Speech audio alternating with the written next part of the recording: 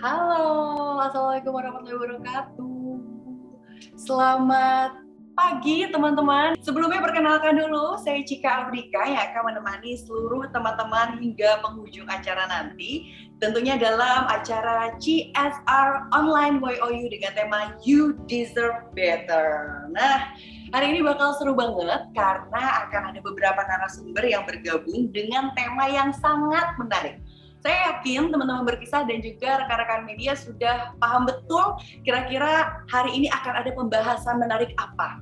Namun saya akan spill sedikit siapa saja narasumber yang akan menjadi pembicara pada hari ini. Di antaranya akan ada Kak Dixon Leo as a Brand Director YOU, ada juga Kak Alimah Fauzan NICOM selaku founder komunitas perempuan berkisah, dan juga nanti kita akan ngobrol-ngobrol dengan psikolog kita nih, ada Mbak Nirmala Ika Kusumaningrum MPSI. Nah, kalau misalnya teman-teman di sini nanti selama acara pengen drop komentar di kolom komentar apapun, silahkan banget, kita akan open banget karena hari ini bakal sesantai itu. Jadi teman-teman akan mendapatkan banyak informasi dari ketiga narasumber kita. Nah, sedikit mengenai tema yang memang akan kita bahas hari ini adalah mengenai kekerasan perempuan di Indonesia. Kenapa sih ini menjadi concern utama? Sangat menjadi concern utama karena secara tidak sadar setiap waktunya mungkin teman-teman sedang merasakan sebuah kekerasan dalam keadaan berbeda.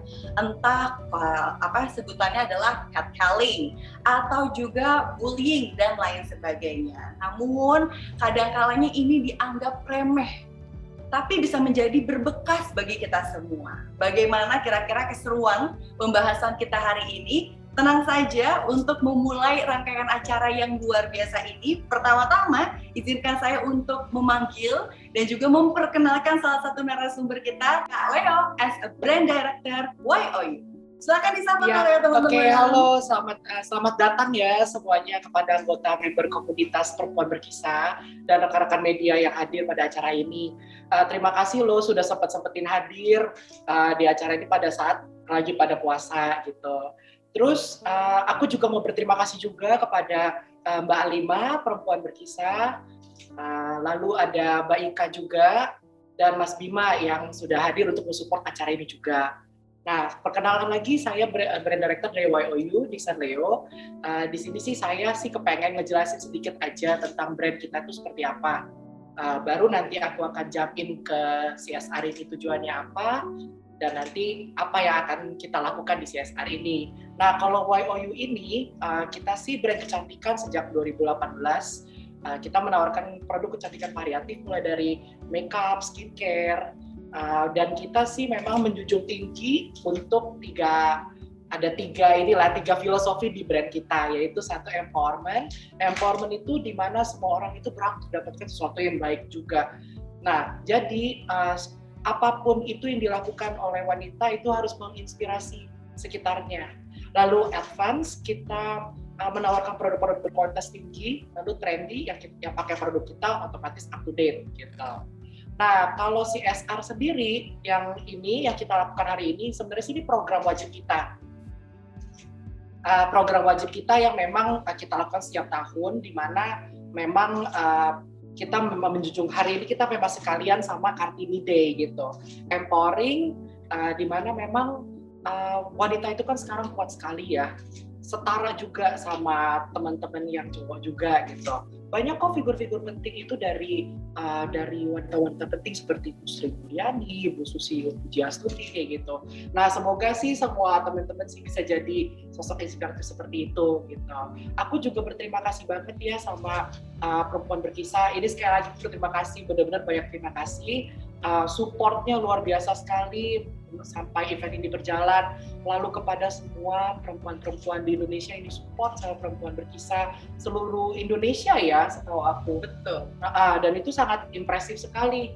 Motivator juga, pendampingan semuanya dilakukan gitu. Terima kasih lagi kepada Mbak Elimah ya. Nanti di acara ini juga ada diskusi dengan Mbak Ika, dan ada juga workshop dari Mas Bima yang menghias pouch itu. Jadi segitu aja sambutan dari saya. Terima kasih banget, enjoy hari ini. Wow, ini boleh kalau tepuk tangannya secara virtual kalau nggak? Ya nggak apa-apa lah ya. Tapi satu yang aku kutip dari Kaleo adalah wanita ini tetap harus menginspiratif, memberikan inspirasi, jadi menjadi sosok inspiratif. Ini persis banget kurang lebih dengan pernyataan Dian Sastro kalau wanita itu bukan cuma pajangan, wanita itu bukan cuma sebuah penari latar, tapi kita bisa memiliki peran masing-masing. Dan saya yakin teman-teman dari Perempuan Berkisah adalah sosok-sosok inspiratif yang nantinya akan memiliki peran penting dalam peradaban Indonesia atau peradaban dunia. Wah, keren banget ya Kaleo ini ya. Dan tentunya hari ini juga kita kehadiran salah satu sosok yang menjadi sebuah pembangun, sebuah founder dari Perempuan Berkisah. Langsung saja inilah dia, Kak Alimah Fauzan. Hai. Halo Mbak. Luar biasa. Aku dari sini pengennya ketemu langsung loh sama kakak. Terima kasih. Kami juga senang sekali ingin bertemu langsung dengan tim YOU meskipun pagi ini Kak Sandra ya sudah mewakili Perempuan Berkisah untuk menerima plakat kerjasama kita. Teman-teman YOU, kami mengucapkan terima kasih karena sudah merangkul kami. Kemudian juga teman-teman di Perempuan Berkisah, kita ketemu lagi dari beragam daerah. Terima kasih atas kesediaannya yang sudah hadir di sini. Kita akan berbagi pembelajaran dan tentunya juga kekuatan yang nantinya akan sangat penting untuk proses pemberdayaan yang akan kita lakukan bersama. Saya akan membuka dulu. Assalamualaikum warahmatullahi wabarakatuh. Om Swastiastu, Namo Buddhaya, salam kebajikan, salam sehat, salam solidaritas untuk kita semuanya. Di bulan puasa ini kita semua makin semangat karena dengan kegiatan virtual semacam ini bukan berarti kita semakin sedikit aksesnya, tetapi justru kita menjadi semakin luas dengan kegiatan virtual ini. Harapan saya kegiatan ini nanti menjadi awal atau menjadi awal yang baik bagi gerak kita selanjutnya, kerjasama kita selanjutnya dengan YOU maupun dengan komunitas-komunitas lainnya. Terima kasih Kak Leo, Kak Foni, dan juga semua tim YOU yang sudah mempersiapkan seluruh kebutuhan untuk acara ini.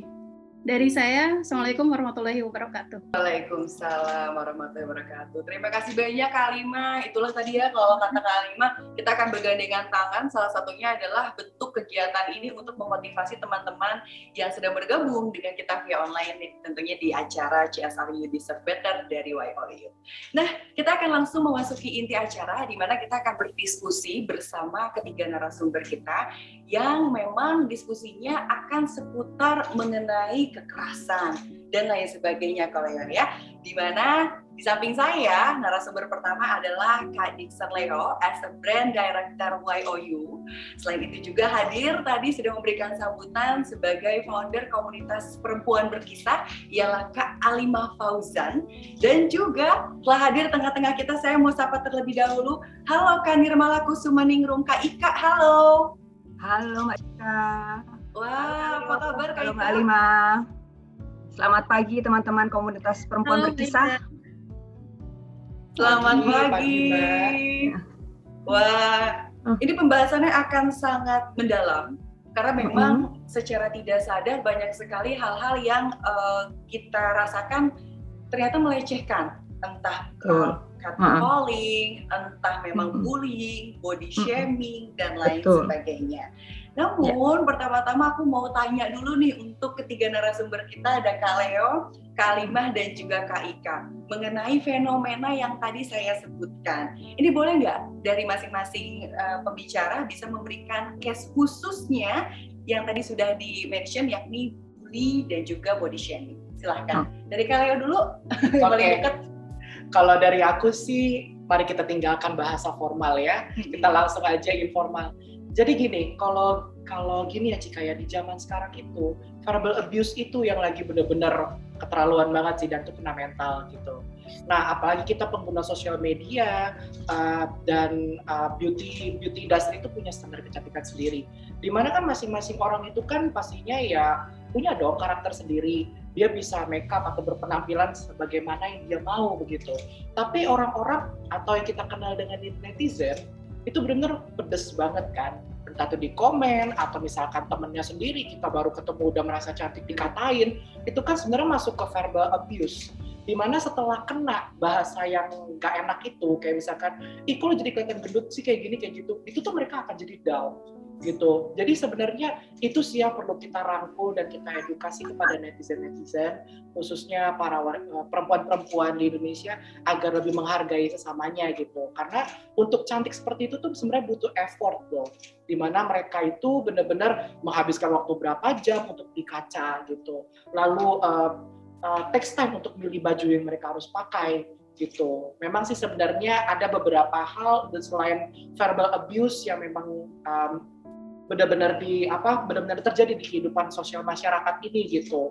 Dan aku harap sih dari kerjasama ini bantuan dari Perempuan Berkisah dan teman-teman media sekalian sih bisa menyebarkan lah supaya lebih saling menghargai. Oke, luar biasa sekali. Itulah pandangan dari Kak Leo ya khususnya. Tapi kalau dari pandangan Kak Alimah, inilah founder komunitas Perempuan Berkisah yang memiliki buah pikir pertama kali membentuk sebuah komunitas ini. Gimana kalau Kak Alimah? Silahkan. Kak Cika dan Kak Leo, Perempuan Berkisah dalam setiap kampanyenya, begitupun dalam proses penguatan mental di ruang konseling kami atau ruang aman kami selalu menekankan bahwa perempuan adalah individu yang bermakna, apapun statusnya, apapun kondisinya. Kami juga selalu menguatkan mereka bahwa apapun yang kita alami saat ini, yang terpenting adalah kita menguatkan diri kita sendiri dulu. Kita tidak punya kekuatan atau kekuasaan untuk mengubah orang lain untuk hormat, kemudian juga menghargai kepada kita. Jadi kita di sini penting sekali untuk menguatkan diri, bagaimana mengupayakan diri untuk berkata tidak, bagaimana membangun set boundaries, begitupun dalam konten-konten Perempuan Berkisah. Dalam konten Perempuan Berkisah ada salah satu rubrik namanya kisah, di situ beragam kisah tentang kasus-kasus kekerasan ada di situ. Bukan hanya terkait victim blaming, kemudian juga isu kesehatan mental, KBGO, KDRT, toxic relationship, semua ada di situ dan kami selalu menekankan secara tegas bahwa ketika kamu ingin berkomentar maka kamu harus menghargai, jangan membawa-bawa seperti isu SARA, kemudian menghina karena fisik atau status gendernya, seperti itu. Itu salah satu upaya kami. Dan kami berusaha untuk menerapkan istilah-istilah atau kalimat-kalimat yang cukup asertif.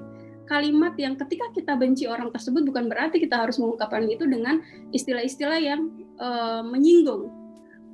Dia goblok bukan berarti kita harus bilang dia goblok. Dia bodoh, dia jelek bukan berarti harus bilang jelek dan bodoh. Tetapi ada kalimat-kalimat yang penting untuk kita pilih untuk tetap menghargai jiwanya.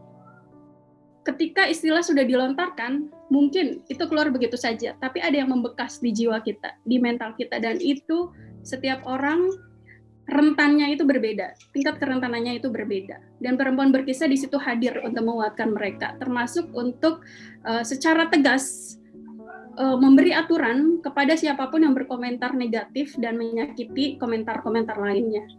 Itu dari Perempuan Berkisah yang sampai saat ini terus kami lakukan. Hal kecil tetapi semoga itu bisa diterapkan oleh anggota-anggota Perempuan Berkisah yang lain dan itu memang mereka lakukan di konten-kontennya juga. Jadi jangan heran ketika di konten Perempuan Berkisah di situ kekuatan itu bukan hanya dari Perempuan Berkisah sendiri, dari timnya, tetapi justru dari para pembaca. Dan itu kami sebut dengan ruang aman yang sifatnya publik. Ada ruang aman khusus anggota, ada ruang aman khusus untuk konselor, ada tim redaksi, tapi ada ruang aman yang kita jaga secara terbuka untuk para follower kami. Itu, Mbak Cika. Luar biasa ya Kak Alimah ya. di balik itu semua ternyata memang sudah dibuat sebuah sistem gitu sehingga saling menguatkan ya, walaupun dari pihak luar yang mengomentari atau membaca dari rubrik tersebut. Nah, kembali aku akan bertanya kepada Kak Ika. Halo Kak Ika. Halo Mbak Cika. Nah, pandangan seorang psikolog mengenai fenomena kekerasan pada wanita, bagaimana Kak Ika? Oke, iya. Karena kebetulan aku udah bertahun-tahun ya berkecimpung di isu kekerasan nih.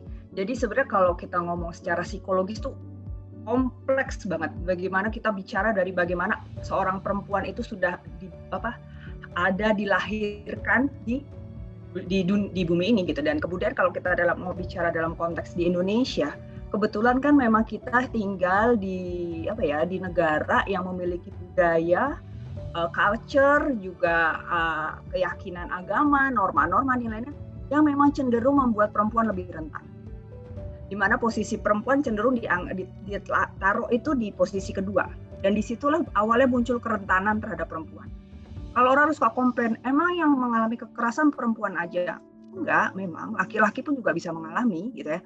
Tapi kerentanan itu ada pada perempuan. Kenapa? Karena itu tadi dia dari lahir aja sudah langsung dibedakan. Walaupun ini memang terjadi di dunia, tapi kalau kita bicara di Indonesia juga ada culture, nilai-nilai yang di pendidikan atau hal-hal yang diajarkan dari kecil itu sudah membuat perempuan berada di posisi yang menjadi lebih mudah untuk menjadi korban kekerasan, kalau bisa dibilang gitu. Dan seringkali perempuan-perempuan ini juga tidak menyadari. Contoh yang paling tadi kan teman-teman sempat sebut soal catcalling. Catcalling itu kan sebenarnya termasuk pelecehan dan gitu kan. Tapi banyak loh perempuan yang tidak menyadari. Ketika dia mengalami catcalling, bahwa itu bentuk kekerasan. Dipikirnya itu bentuk, memang karena bentuk apresiasi. Padahal dia melihat itu sebagai bentuk apresiasi. Gitu. Oh berarti aku cantik karena dipanggil-panggil gitu-gitu yang kayak gitu ya. Nah hal-hal seperti ini nih memang perlu banget diajarkan ke maksudnya diedukasikan ke semua teman-teman perempuan. Benar seperti yang kata Mbak Alimah. Supaya kita sendiri juga sebagai perempuan aware. Nah dulu kebetulan kan memang saya di Yayasan Pulih. Salah satu kerjaan saya itu adalah melakukan psikoedukasi ke masyarakat, gitu kan. Salah satu gitu. Nah cuma karena sekarang saya di Enlightenment, saya melihat saya lebih fokus ke individu. Bukan karena saya memperkecil skop, tapi saya melihat gini, semua individu itu punya kemampuan untuk memulihkan dirinya sendiri, untuk mengubah dirinya sendiri. Sama seperti tadi kata Mbak Halimah. Nah di situ kami mendorong individu-individu ini untuk berubah. Ketika masing-masing individu sudah pelan-pelan bisa berubah, semua perempuan bisa berubah, semua perempuan seperti ini. Semua perempuan bisa merasa bahwa yes, I deserve better. Dan mereka pelan-pelan akan bergerak untuk berubah. Dan itu juga akan pelan-pelan secara ini berarti juga akan secara komunitas, secara sosial, secara negara akan pelan-pelan berubah. Karena ketika belum, sebesar apapun yang kita lakukan, kadang perempuan ini juga susah untuk mau bergerak. Kenapa? Karena balik lagi di dalam diri mereka sudah ada keyakinan, ya memang posisi saya hanya di sini. Saya tidak bisa maju. Dan itu yang seringkali yang kita lakukan di ruangan konseling adalah itu untuk meyakinkan ke mereka bahwa kalian bisa. Oke, yuk gunakan potensi-potensi yang ada di dalam diri. Bodoh, cantik, pintar itu kan semua hanya nilai-nilai yang diberikan masyarakat ya. Oke, kamu mungkin bodoh misalnya nggak pintar secara akademik, nggak ranking secara akademik. Tapi ada hal lain apa di dalam diri kamu yang bisa dikembangkan? Oh mungkin memang kamu nggak cantik lah seperti artis-artis itu, tapi ada potensi apa di dalam diri kamu bisa dikembangkan? Karena semua perempuan itu unik dan pasti punya hal-hal yang bisa dikembangkan. Nah di situ tujuan intinya. Seperti itu sih. Tapi memang ada faktor-faktor yang mendukung gitu ya, sehingga terjadinya fenomena seperti ini, kekerasan, pelecehan dan lain sebagainya. Bagaimana pandangan dari Kak Leo dan juga Kak Lima serta Kak Ika? Nah, kalau pemicunya aku benar-benar cuma satu kata doang, insecure. Nah, orang-orang yang memberikan komplain itu, memberikan hinaan ke orang lain itu, biasanya merasa diri mereka itu tidak lebih baik daripada orang lain. Jadi makanya itu mereka melampiaskan dengan cara ngatain orang gitu loh. Sebenarnya itu nggak boleh. Benar tadi yang dibilang sama Mbak Alimah dan Mbak Ika, kalau itu akan membekas. Membekasnya itu dalam waktu lama banget. Even yang tadi aja kayak dibilang kalau catcalling itu sebenarnya pujian, tapi ternyata beberapa teman-temannya yang di sekitar dia yang mikir, kok lo nganggap tuh dipuji tuh dihina atau lo dilecehkan gitu loh. Nah itu sebenarnya yang benar-benar harus benar-benar kita angkat di sini gitu loh. Dan kembali lagi masalah insecurity-nya lagi. selain cara mereka untuk ngata-ngatain orang untuk memuaskan nafsu keinginannya mereka, itu sebenarnya mereka tuh bisa juga, ada beberapa orang tuh yang lebih kayak ke physical abuse, entah hanya kayak contoh cuma ngedorong diri doang gitu, itu kan sebenarnya cuma kayak bercanda atau kayak nyentil, cubit gitu, itu sebenarnya orang tuh bakal masuk ke hati juga, walaupun sebenarnya di luar orang yang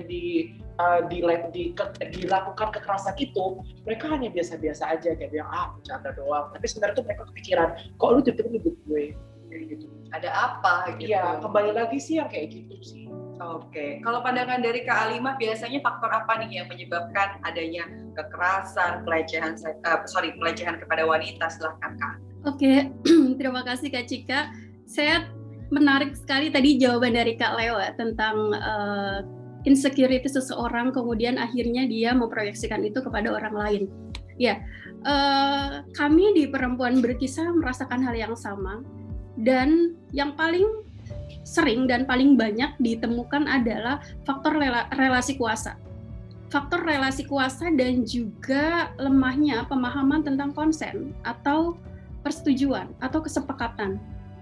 Dan lebih dari itu adalah sampai saat ini kita tidak banyak ruang aman berbasis komunitas. Dan juga masyarakat sendiri masih kuat dengan budaya kekerasan. Kalau kita lihat dari piramida kekerasan itu, yang paling banyak adalah kekerasan yang sifatnya itu remeh, seperti misalnya catcalling, kemudian juga candaan seksis dan lain sebagainya. Itu remeh, simple, dan terjadi di kehidupan kita sehari-hari, tetapi dinormalisasikan, dibiarkan saja, seakan itu sesuatu yang wajar. Dan ini banyak sekali kasusnya, sehingga meningkat lagi pada kekerasan berikutnya, misalnya seperti pelecehan seksual, kemudian pemerkosaan, bahkan sampai pada pembunuhan terhadap perempuan. Dan faktor relasi kuasa ini, dari banyak kasus yang kami temukan selama pandemi, terutama di kasus KDRT, kasus toxic relationship, dan yang juga banyak adalah kekerasan berbasis gender online.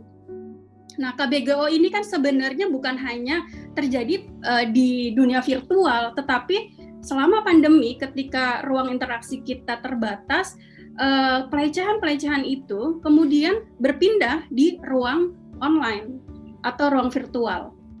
Relasi kuasa membuat seseorang memaksakan kehendak kepada orang lain yang tidak berdaya, dan juga memaksakan seseorang melakukan sesuatu yang mereka tidak mau atau tanpa persetujuan, tanpa konsen, dan perasaan kepemilikan atas individu kepada individu lainnya. Ini sebagai salah satu basis pemikiran kenapa kemudian kekerasan berbasis gender terutama dimanapun, di ruang manapun itu terjadi, baik di tingkat pendidikan, di ruang-ruang kampus seperti dosen kepada mahasiswanya, senior kepada juniornya, guru kepada muridnya, orang tua kepada anaknya, suami kepada istrinya, dan juga di ruang-ruang online seperti toxic relationship yang mereka kenal melalui aplikasi-aplikasi online. Si laki-laki merasa perempuan akan mudah dipengaruhi, apalagi jika diancam videonya akan disebarkan.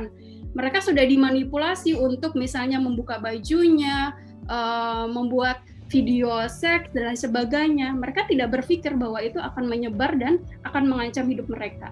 Yang kami prihatin adalah kemudian korban-korban ini mereka tidak mempercayai lingkaran pertamanya, yaitu keluarganya, circle yang penting untuk mereka percaya sebagai tempat pelindungan. Akhirnya mereka memilih untuk menyerahkan diri atau menjadi budak seksual dari pelaku-pelaku itu. Dan ini banyak kami temukan. SafeNet juga pasti datanya sudah ada. Ada lagi komunitas Purple Code yang juga selama ini konsisten mendampingi dan juga melakukan penelitian terhadap isu-isu KBGO ini.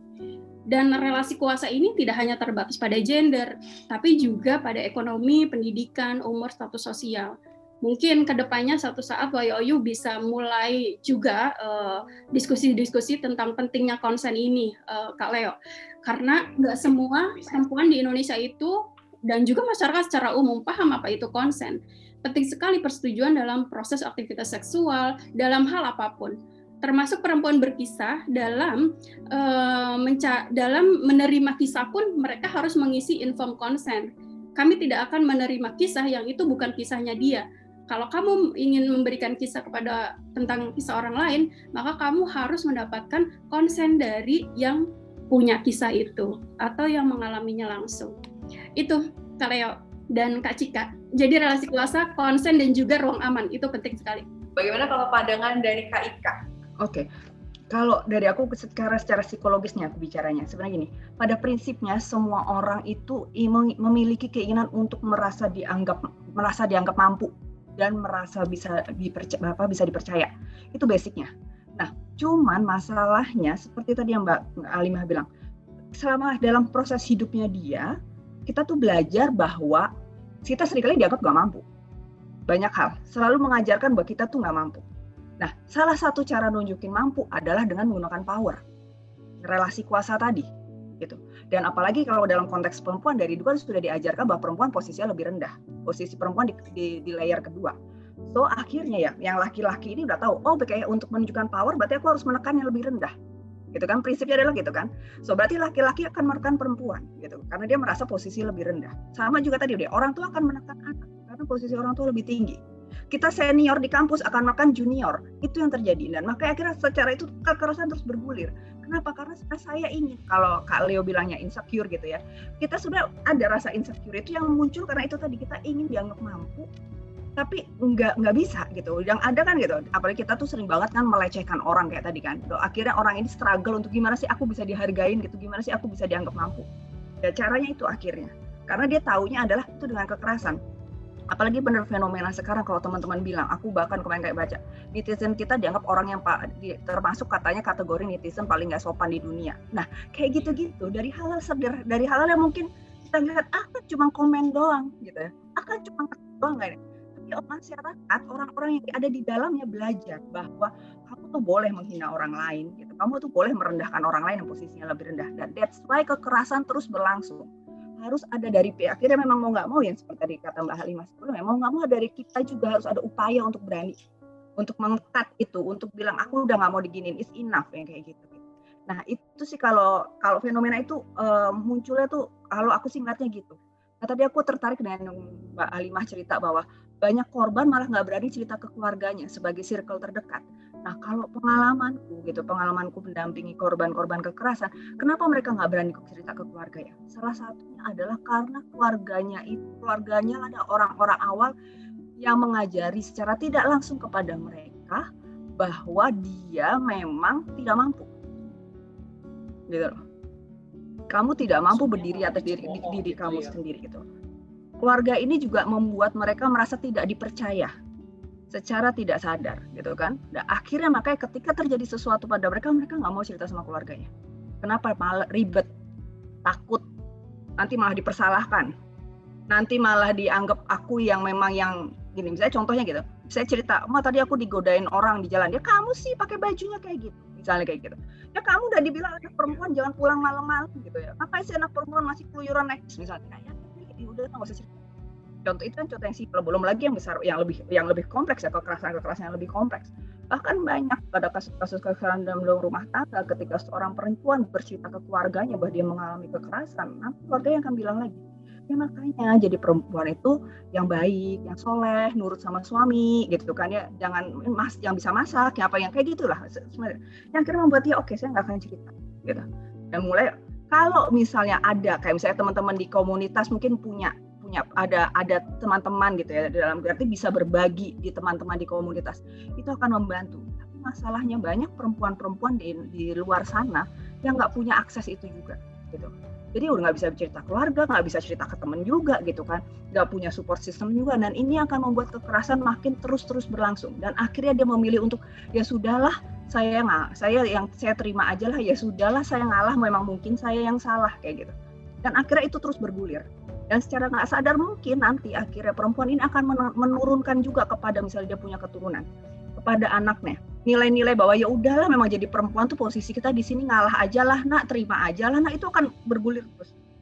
Nah yang itu sebabnya ya, itu memang sebabnya, makanya kalau bilang fenomena ya ini memang susah gitu, agak akan susah karena akan bisa bergulir terus menerus, makanya memang butuh upaya yang keras banget untuk menghentikan ini gitu loh. Dan salah satunya itu malah dari kita pribadi, ketika kita udah aware bahwa oh ini kekerasan, yuk let's do something. At least kalau kita memang tidak bisa melakukan banyak ke masyarakat, ke ini, at least lakuin buat diri kita dulu. Karena kalau ketika kita sudah berubah, ketika kita bisa berpikir bahwa I deserve better. Sebagai perempuan saya juga punya hak. Sebagai perempuan juga saya setara dengan laki-laki gitu ya. Kita itu at least nilai-nilai itu kita bisa turunkan ke orang-orang terdekat kita. Ke anak-anak kita misalnya, ke adik-adik kita, ke sepupu-sepupu kita. Nah, itu kita lama-lama akan tersebar. Tapi benar banget nih tadi kutipan terakhir, kalau misalnya kita berusaha untuk mengubah keadaan, mungkin akan ada efek domino nantinya sehingga meluas faktor-faktor ini akan mengecil atau mengerucut self-aware. Betul sekali. Nah, Mbak, aku akan bertanya kepada Mbak Alimah ya. Kak Alimah, aku pengen tanya nih, tadi ada beberapa kasus tertinggi dalam kekerasan dan juga pelecehan di komunitas perempuan berkisah. Di antaranya ada KDRT dan juga ada toxic relationship gitu. Nah, selain itu ada kasus apa lagi nih Kak Alimah yang memang cukup tinggi yang dilaporkan ke perempuan berkisah? Yang cukup tinggi adalah isu kesehatan mental ya. Jadi trauma di masa lalu. Misalnya dia dulunya adalah korban kekerasan yang dilakukan oleh keluarganya atau temannya atau pacarnya. Nah, proses mereka untuk pulih dan berdaya itu kan bukan sesuatu yang mudah, yang singkat. Nah, mereka juga biasanya menceritakan kisahnya kepada perempuan berkisah untuk mendapatkan penguatan itu, hingga mereka pulih dan berdaya. Dan mendorong kesadaran kritis dia, kritis dan transformatif. Jadi perempuan berkisah dalam ruang amannya melakukan penguatan berbasis etika feminis dalam upaya mendorong korban menjadi penyintas. Menjadi penyintas ini artinya korban sudah terdorong kesadaran kritisnya dan juga transformatifnya. Kesadaran kritis adalah misalnya ketika dia jadi korban toxic relationship pacarnya, tetapi dia memilih untuk terus berhubungan dengan pacarnya, ingin kembali lagi, atau misalnya korban KDRT, ingin tetap bersama pelakunya atau suaminya.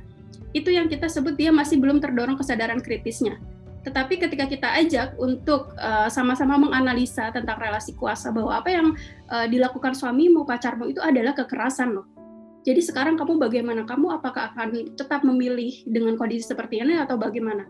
Kemudian dia akan berpikir, ketika dia sudah memutuskan, oh ya Kak, kita biasanya kasih jeda selama beberapa hari atau beberapa minggu. Ketika dia sudah mengungkapkan bahwa, oh ya Kak, saya sekarang sadar saya udah nggak pengen lagi bersama dia, saya udah blokir nomornya, saya sudah merasa tersiksa. Ketika sudah ada pengungkapan seperti itu, kita namakan dia sudah terdorong kesadaran kritisnya.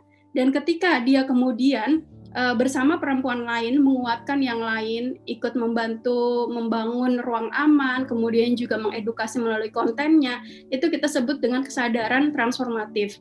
Dan tadi, selain KDRT, KBGO, kemudian toxic relationship, isu kesehatan mental ini yang penting sekali untuk disikapi.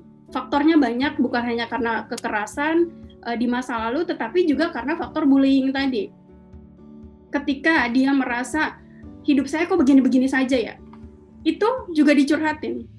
Itu juga mereka ungkapkan dalam proses konseling. Saya merasa hidup saya begini-begini saja, tidak ada perkembangan. Yang lain sudah begini kok saya begini-begini saja gitu. Saya merasa malu misalnya ketika teman-teman saya di pekerjaan saya mengomentari status saya sebagai janda misalnya. Atau saya ada di kegiatan manapun karena status saya janda, saya selalu dihubung-hubungkan, dan juga ada komentar-komentar dari pekerja pria yang lain yang selalu nyindir-nyindir menghubung-hubungkannya ke seks gitu loh. Itu juga ada. Apakah itu masuk dalam kekerasan seksual? Masuk. Jadi tidak hanya kekerasan seksual di level tertentu, yang paling sederhana itu pun mereka keluhkan dan mereka memberikan kronologisnya secara jelas kepada kami. Jika seperti itu nanti kita akan memetakan kebutuhan dia itu apa. Jadi tidak semata tadi kekerasan seksual di level tertentu, yang paling remeh tadi seperti bullying, stigma negatif, stereotyping, diskriminasi, dan juga sampai pada pelecehan seksual. Itu Kak Cika. Kalau untuk Kak Ika sendiri, ini kan sudah banyak sekali mungkin ya kasus-kasus yang ditangani, terus juga didampingi. Nah, kira-kira dampak apa saja sih dari kasus kekerasan pada perempuan selain menyerang psikis? Ya, kalau psikis itu memang yang cukup utama ya, karena psikis itu kan nggak kelihatan, tapi efeknya dalam itu. Tapi selain psikis sebenarnya bisa juga ke fisik, gitu. Karena kenapa balik lagi sih sebenarnya? Kalau fisik jelas ya, misalnya kita mengalami kekerasan fisik gitu ya, pemukulan, dijambak, dilempar itu ada. Tapi pun selain fisik yang terkait dengan luka-luka yang diakibatkan karena kekerasan yang kita terima, fisik itu juga kaitannya dengan psikis. Ketika secara psikis kita kena atau dalam arti kita terdampak gitu ya, itu akan banyak kali akan nyerang sebenarnya ke tubuh kita. Kenapa? Karena perempuan, balik lagi, perempuan diajarkan untuk tidak boleh mengekspresikan emosi-emosi yang dianggap negatif. Contohnya, emosi marah. Gitu. Emosi marah tuh paling sering banget ditekan oleh perempuan. Nggak boleh. Kenapa? Karena perempuan nggak boleh marah-marah. Kalau perempuan marah-marah itu kayak nggak elok gitu. Kayak nggak feminim, balik lagi gitu ya. Jadi perempuan lebih diajarin, kamu kalau nangis boleh deh. Perempuan kan karena diidentik dengan perempuan tuh lemah. Lucu ya di Indonesia, emosi aja ada gendernya gitu kan ya. Tapi itu yang terjadi gitu loh. Bahwa akhirnya perempuan-perempuan ini belajar untuk bahwa oke, saya nggak boleh mengungkapkan, saya nggak boleh nunjukin bahwa saya tuh punya emosi yang misalnya kayak marah, saya mungkin punya dendam, saya mungkin punya ketakutan gitu. Dia akan ditampilkan, dikemasnya dengan lebih yang tadi. Oh ya, saya nangis, saya diem aja gini, dan akhirnya mereka lama belajar untuk ya udah emosi itu ditekan gitu. Kemudian dan ketika emosi itu terus ditekan akan nyerang sebenarnya ke fisik. Kenapa? Karena akhirnya berarti gini, kalau aku tuh bilang di kita punya namanya kantong emosi. Semua orang, Kaleo juga pasti punya gitu kan, namanya kantong emosi ini pasti setiap hari akan keisi karena setiap hari kita menemukan berbagai hal dalam hidup kita, baik hal yang menyenangkan maupun yang nggak menyenangkan. Nah, masalahnya karena kita tidak dikasih ruang, perempuan ini seringkali tidak dikasih ruang, gitu ya. Cuma apa? Jadi akhirnya dia tidak punya waktu atau tidak punya kesempatan untuk mengolah si kantong emosi itu minimal supaya emosinya bisa keluar dikit-dikit, gitu kan. Yang ada diisi terus kayak kita diisi balon nih, diisi terus gitu kan ya. Balon diisi air terus lama-lama pecah kan. Nah, ketika pecah, mungkin kalau kita sering lihat ada orang-orang yang tiba-tiba misalnya kayak ya tiba-tiba marah-marah nggak jelas gitu. Mungkin kita atau mungkin kalau bahasa psikologis teman-teman suka bilang, iya dia udah burn out, dia udah stres, dia udah apa gitu ya. Tapi ada orang yang tetap walaupun setelah itu dia tetap nggak bisa ngeluarin. Dia tetap masuknya ke dalam. Nah, ketika masuk ke dalam itu nyerang fisik biasanya. Salah satu yang penyakit paling sering ditemukan pada perempuan adalah sakit mah. Gitu. Sakit mah karena identik dengan kecemasan, gitu kan.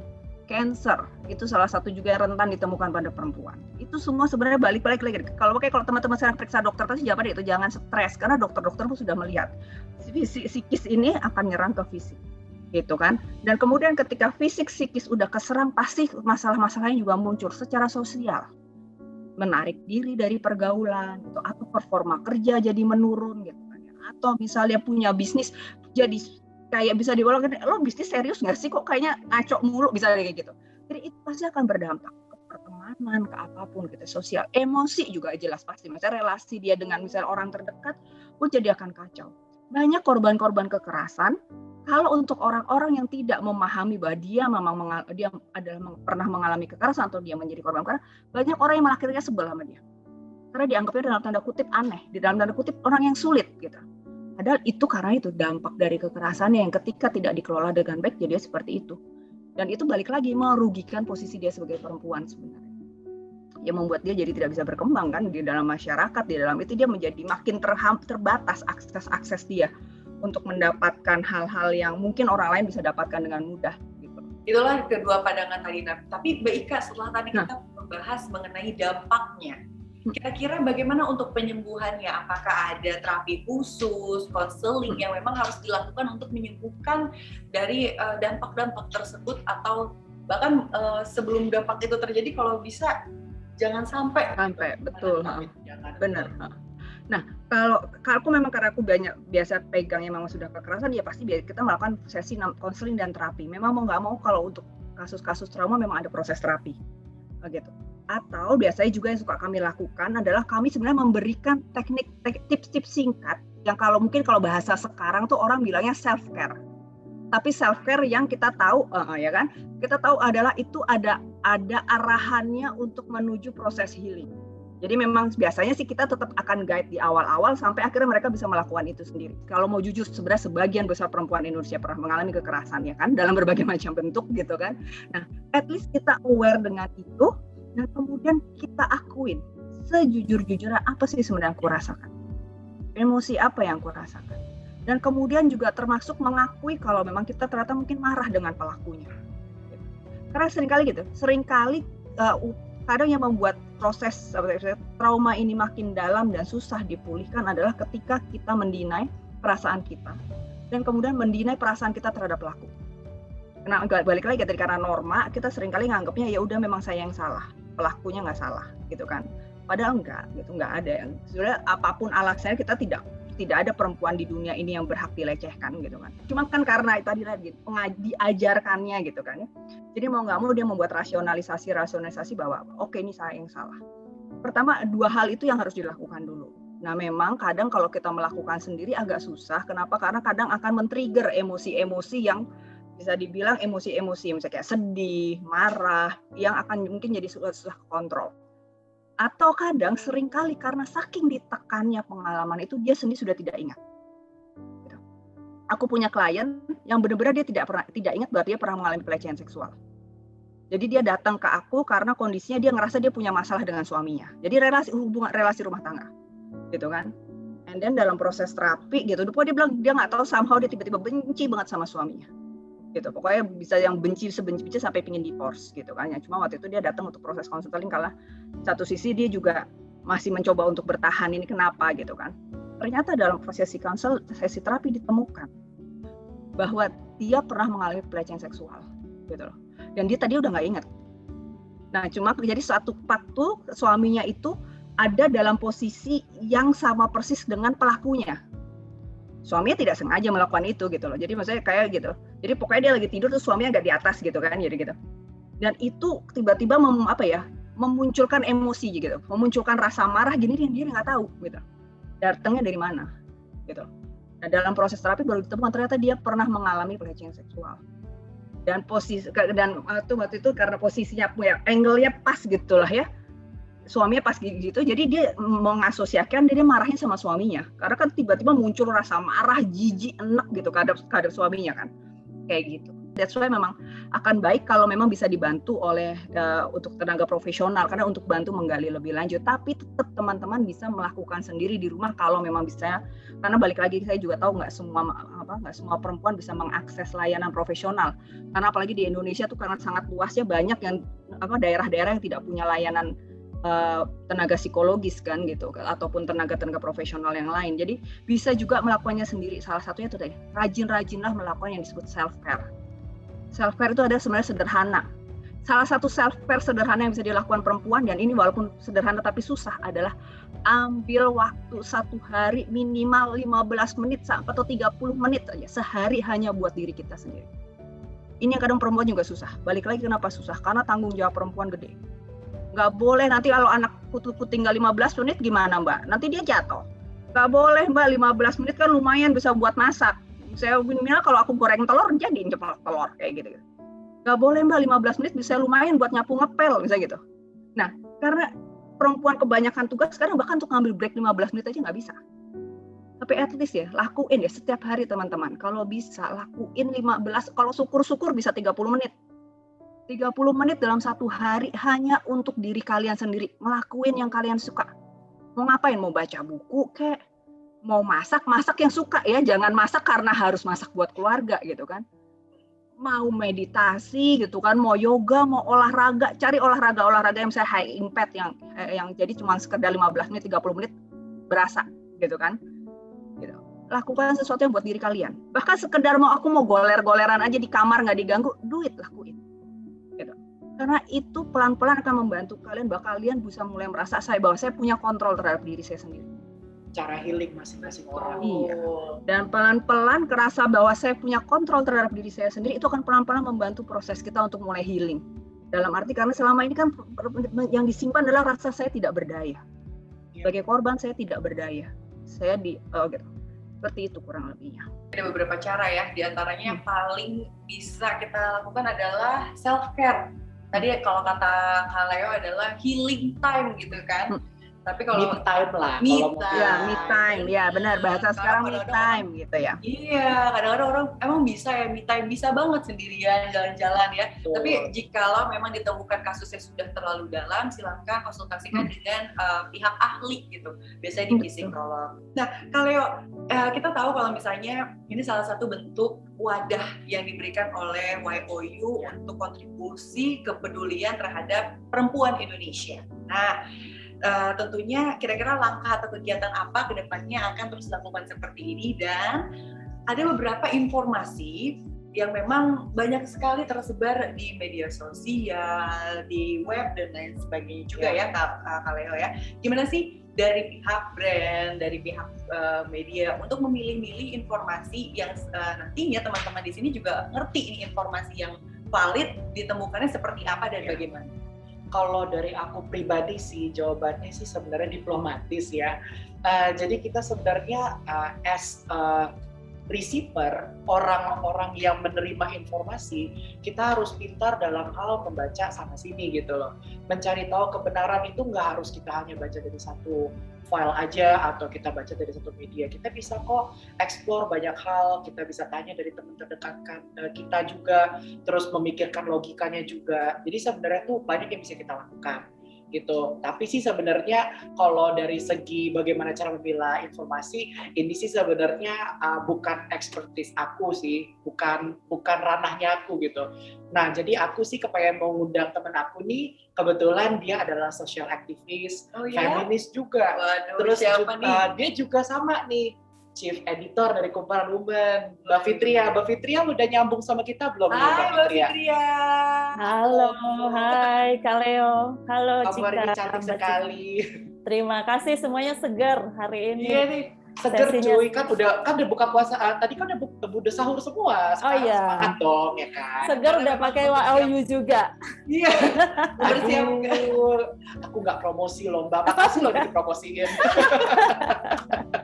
Jadi gini Mbak, aku kan tadi kita ini sebenarnya sudah bahas banyak hal gitu.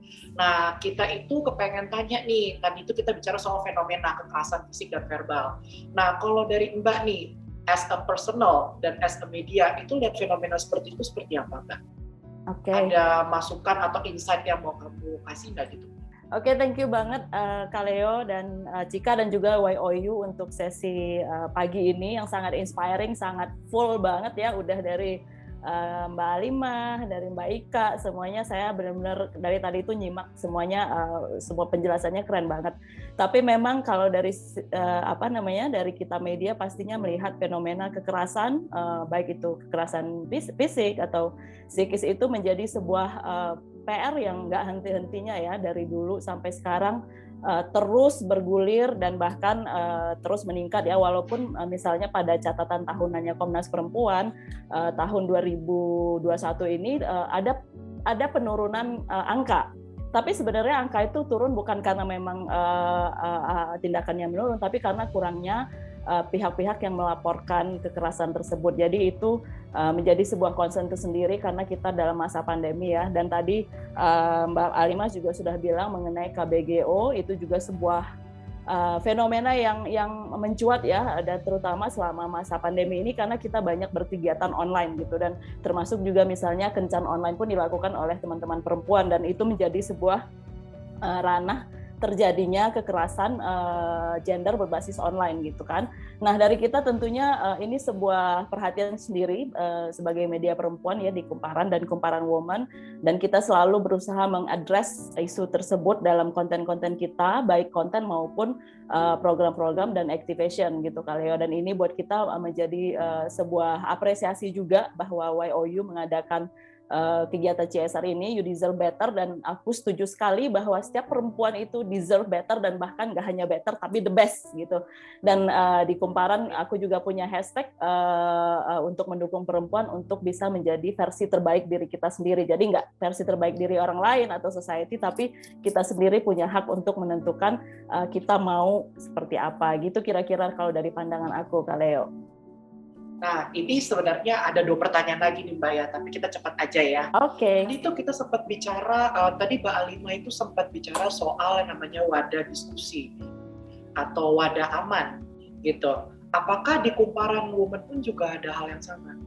Banyak sekali. Jadi kalau di Kumparan Women itu kita punya 3 core values dalam menyajikan konten, yaitu inspiring, empowering, dan impactful. Jadi aku selalu berharap bahwa konten-konten yang aku sajikan bersama teman-teman di redaksi itu bisa menginspirasi teman-teman perempuan, dan juga setelah menginspirasi dapat empower, lalu kemudian bisa memberikan impact juga. Jadi nggak cuma ke diri kita sendiri, ke diri teman-teman sendiri, tapi juga pada society. Contohnya mungkin yang dilakukan oleh Mbak Alima dengan Perempuan Berkisah ya. Baru-baru ini kita juga ada sebuah kerjasama inspiratif sebenarnya dengan Perempuan Berkisah, mengangkat isu perempuan juga.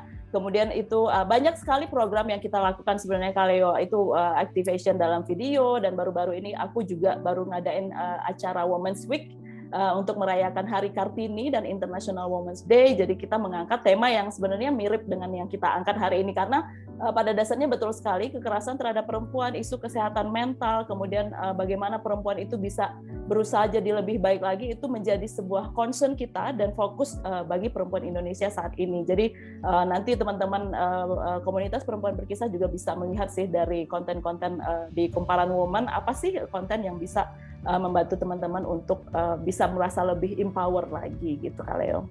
Apa ada pesan yang Mbak mau sampaikan kepada perempuan-perempuan Indonesia supaya mereka lebih kuat? Apa yang harus mereka lakukan ke depannya? Bagaimana cara mereka memilah informasi gitu? Aku sih sebenarnya percaya ya, Kaleo, bahwa setiap perempuan Indonesia saat ini sudah semakin aware dengan informasi mana sih informasi yang betul, yang benar atau tidak. Tapi kalau misalnya kalau kita bicara secara sistem di Kumparan itu kita punya namanya produk Hoaxbuster. Jadi Hoaxbuster itu kita update setiap hari untuk melihat, untuk menyajikan bahwa oh ini konten ini nggak benar loh gitu. Jadi pembaca juga bisa lihat bahwa bagaimana cara kita meluruskan dari konten-konten hoax tersebut. Tapi mungkin kalau secara lebih dalam praktik sehari-hari, tentu kita bisa melihat ya dari sebuah media dari background media itu sendiri, seperti apa sih medianya, apakah ini benar-benar media mainstream yang menjunjung etika jurnalisme, atau misalnya media abal-abal yang mungkin hanya ingin clickbait misalnya ya. Itu sebenarnya bisa kelihatan dari cara mereka menyajikan konten, dari bahasa, penggunaan penjudulan, dan mungkin orang-orang yang berada di balik itu. Kemudian ada lagi sebenarnya selain media itu yang juga memberi ancaman adalah media sosial gitu. Tadi kita sudah ngobrol banyak banget ya bahwa banyak sekali kata-kata pelecehan yang terjadi di media sosial, di komen-komen yang menghujat, dan orang itu semakin ya buat mereka mudah untuk memberikan komen yang buruk karena identitasnya bisa disamarkan gitu ya. Jadi kalau dari aku sih sarannya buat teman-teman, always do thing or read thing that make you happy. Kalau kontennya itu nggak bikin kita happy, ngapain sih kita lihat atau kita baca gitu ya. Jangan bikin diri itu makin pusing dengan konten yang negatif. Cari aja konten, oh kalau ini misalnya seperti yang disajikan di Instagramnya Perempuan Berkisah itu kan semuanya banyak konten yang afirmatif, yang positif. Jadi ya kita carinya yang kesana aja. Tapi kalau kontennya udah bikin kita stres, tutup aja, tinggalin aja gitu. Nah, mending ikutan acara-acara yang seperti ini nih yang dilakukan oleh YOU gitu. Jadi sesimpel itu sih, Kaleo, kita yang menentukan informasi yang akan kita terima itu seperti apa gitu. Berarti sebenarnya pesannya itu adalah kita tuh harus encourage diri sendiri untuk menerima apapun yang positif. Ya. Kalau yang negatif, mendingan jangan dibaca. Itu bakal merusak hidup kita. Karena ada juga nih istilahnya tuh ada addicted to pain. Jadi ada perempuan tuh kayaknya suka gitu ya menjali diri dengan hal-hal yang negatif. Jadi itu yang harus kita tinggalkan. Jadi selalu surround ourselves with positive thing gitu, positive information. Ya. Pokoknya jangan kayak gitulah ya, kita pokoknya happy aja. Tapi aku terinspirasi dengan pertanyaannya Kak Leo ya mengenai apa sih tadi kalau ke Kak Fitria yang ingin disampaikan untuk teman-teman Perempuan Berkisah. Begitu juga aku pengen tanya deh sama Kak Leo, Kak Alima, dan juga Kak Ika, apa nih yang ingin disampaikan untuk para teman-teman Perempuan Berkisah untuk memotivasi. Kalau tadi motivasi udah cukup dapat banget dari Kak Fitria dari segi media sosial, dari segi berkomentar, dan juga mengurangi sisi-sisi negatif gitu yang kita terima. Nah, kalau dari Kak Leo, Kak Alima, dan Kak Ika, silakan Kak Leo dulu. Kalau dari aku sih sebenarnya satu itu lebih ke arah motivasi diri sendiri. kamu mau mendapat sesuatu yang seperti apa di masa depan. Lalu kedua yang paling penting itu membangun support system, di mana support system itu emang benar-benar penting banget. Bisa dari keluarga, bisa dari sahabat, bisa juga dari teman-teman gibah kalian juga. Itu pun juga sebenarnya ya, jujur aja gibah itu memang sebenarnya dikorelasikan kepada sesuatu yang negatif. Tapi ada beberapa hal itu memang bisa healing juga gitu. Tapi ya gibahnya yang benar, jangan ngata-ngatain badan orang, itu sama aja bikin-bikin dosa gitu. Jadi sebenarnya menceriakan diri dengan atas apa yang memang jokes yang memang bisa dinikmati bersama tanpa menyakiti orang lain gitu. Itu kalau dari aku sih, semoga sih kedepannya mulai dari Perempuan Berkisah, terus dari YOU juga, lalu untuk teman-teman media juga termasuk Umparan itu bisa juga untuk memberikan yang lebih baik lagi dari segi informasi, kegiatan dan lain-lain gitu. Semoga sih kita tetap bisa bekerja sama, rangkul sama-sama yang perempuan Indonesia lah untuk menjadi next generations ya benar-benar dia yang memang rule the world. Yes. Karena balik lagi walaupun aku laki-laki bukan bermaksud menjilat juga, banyak kok semua orang itu sebenarnya setara, mau gender perempuan mau laki-laki itu semuanya sama kayak gitu. Oke. Coba aku pengen tanya kalau dari Kak Alima, silakan. Terima kasih Kak Cika. Sebelumnya terima kasih juga untuk Kak Fitria atas apresiasinya untuk konten Perempuan Berkisah. Kami sangat terharu. Untuk pesan-pesannya pada dasarnya sudah diungkapkan oleh Kak Leo, tetapi dari Perempuan Berkisah ingin sekali menekankan bahwa percayalah pada jati dirimu. Apapun yang dilemparkan orang lain tentang keburukanmu, tentang stigmamu dan lain sebagainya, percaya bahwa apa yang mereka pikirkan, apa yang mereka sampaikan, apa yang mereka stigmakan, itu bukanlah jati dirimu.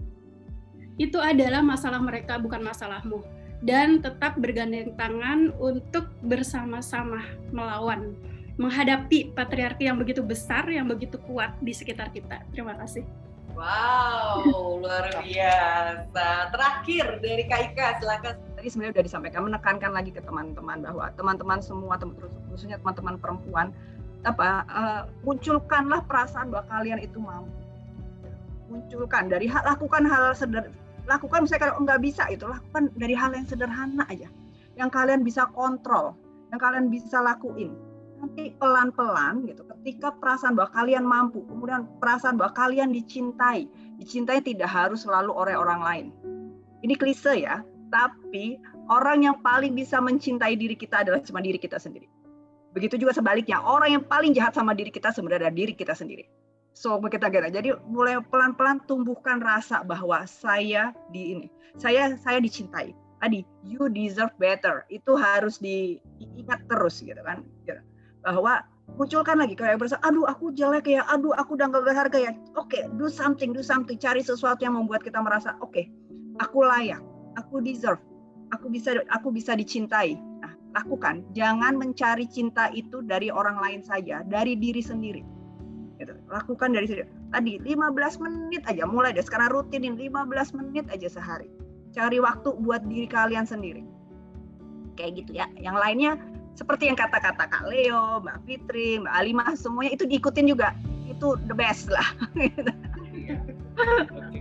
Seru banget hari ini, gak kerasa kita sudah berada di penghujung acara yang dimana kami berharap acara CSR Online YOU You Deserve Better ini bisa mendorong kesadaran kita perempuan Indonesia agar lebih mencintai diri sendiri, bisa optimis dan produktif dalam meningkatkan kualitas hidup. Dan pastinya jangan lupa sebarkan kebaikan yang kamu dapatkan hari ini di media sosial kamu ataupun di lingkungan terdekat kamu hingga memiliki efek domino ke lingkungan terbesar kamu. Akhir kata, saya Cika Audika mengucapkan terima kasih banyak. Kami undur diri dulu, sampai ketemu lagi. Dan sehat selalu, sampai jumpa.